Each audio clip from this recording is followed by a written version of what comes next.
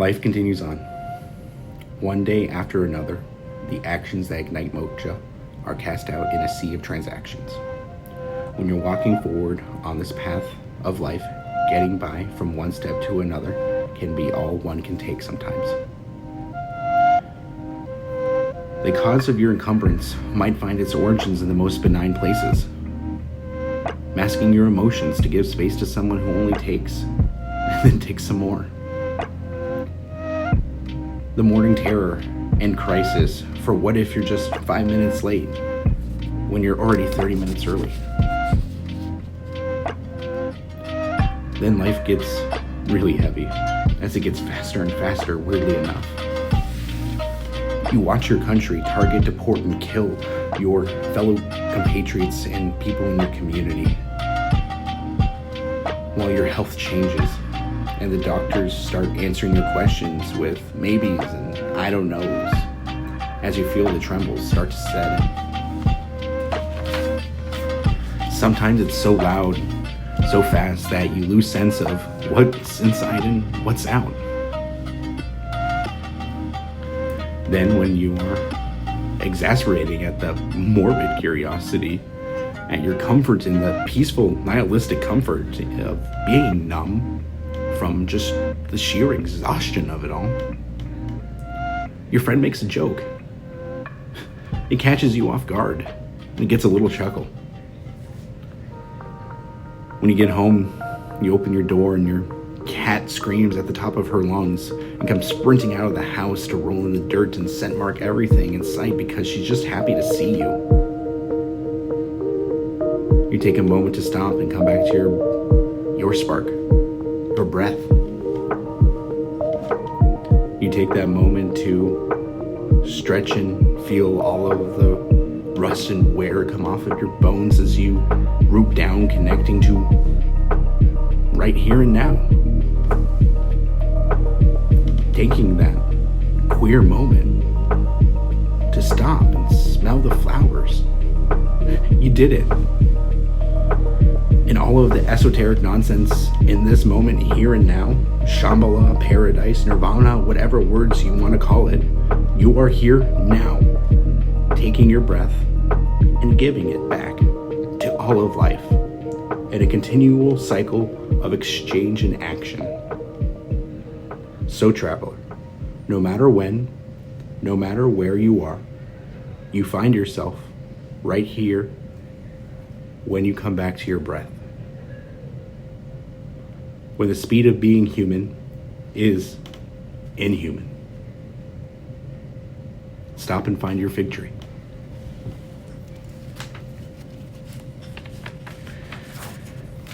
Well there, traveler.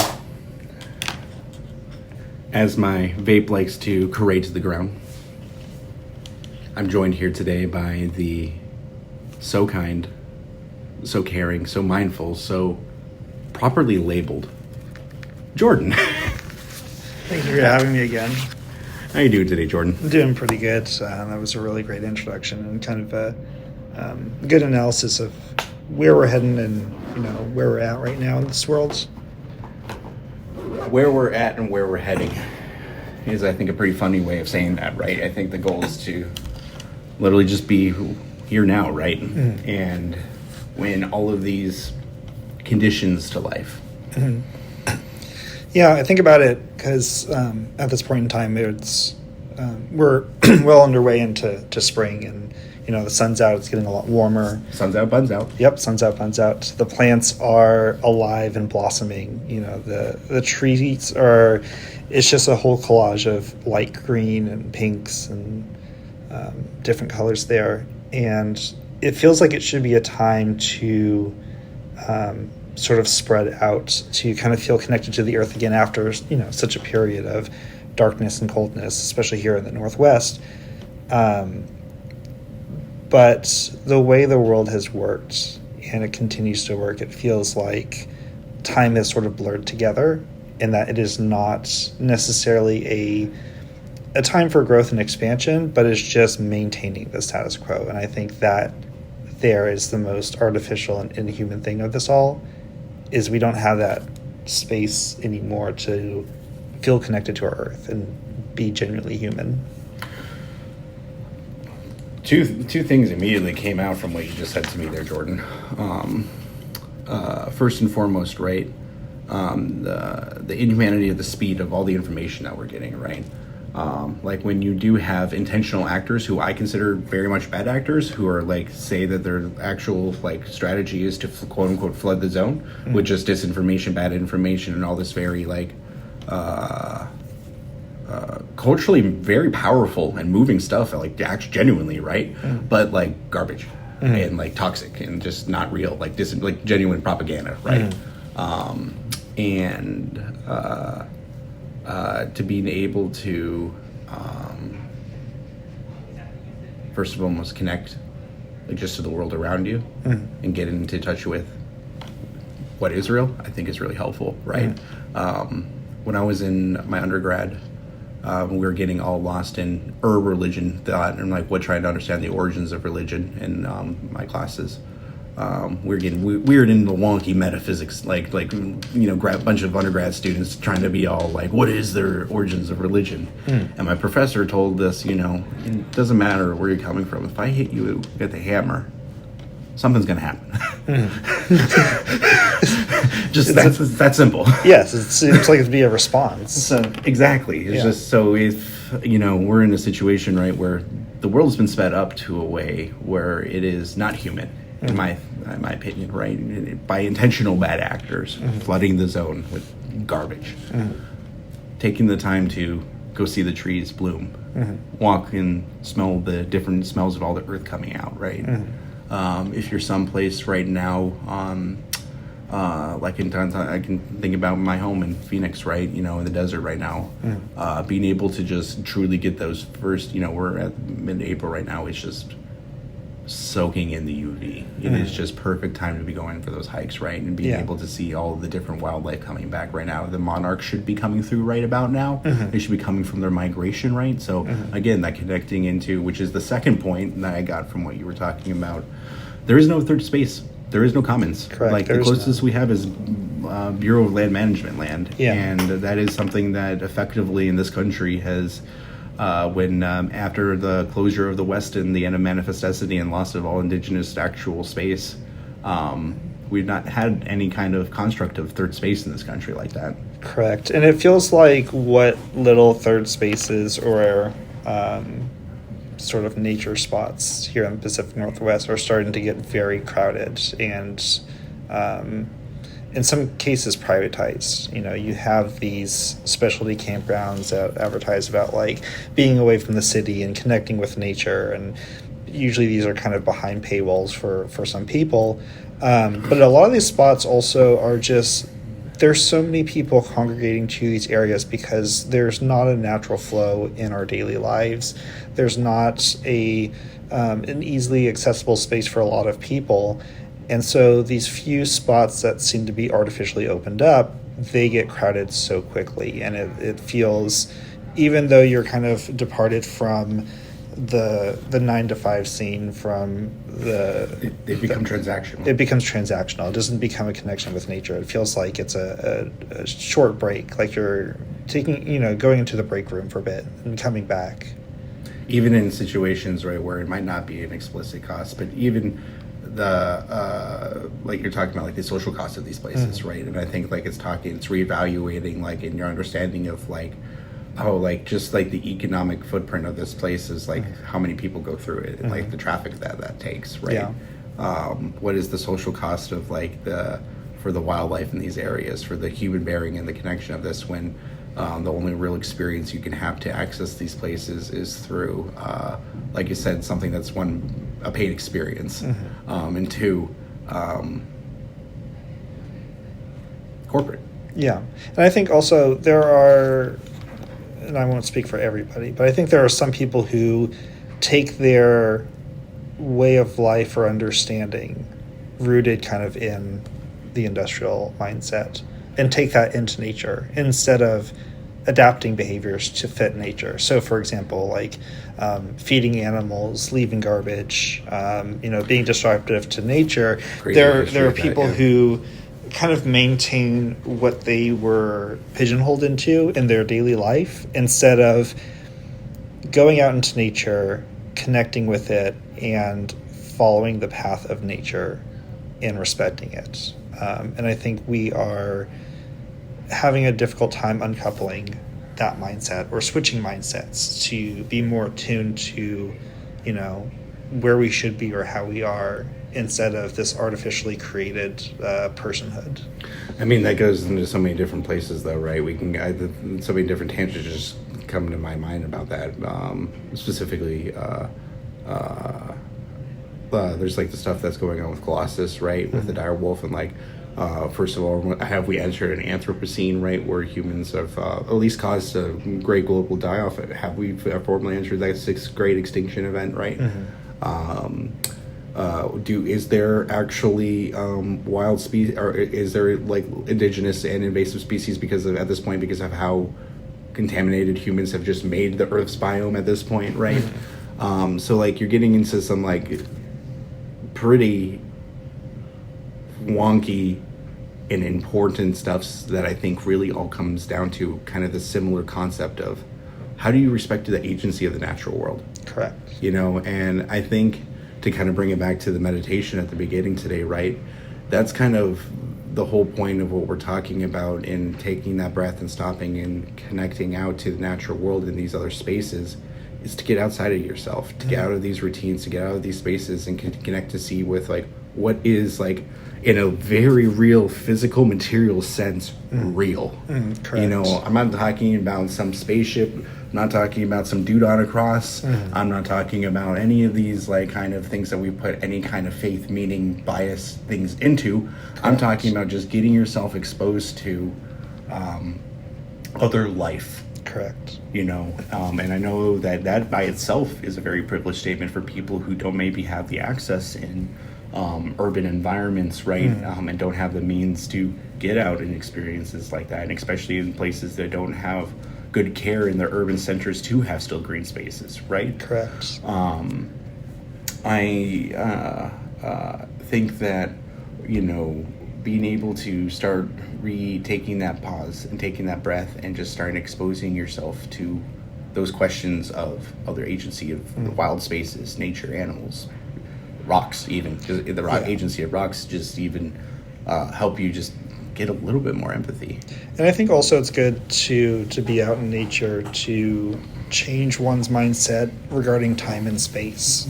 So when we're stuck in our daily lives and we're focusing on the next day or trying to make it to the next paycheck to be able to pay these bills, and sometimes we might have a plan or a project that's years in the making, and we think about these short-term goals.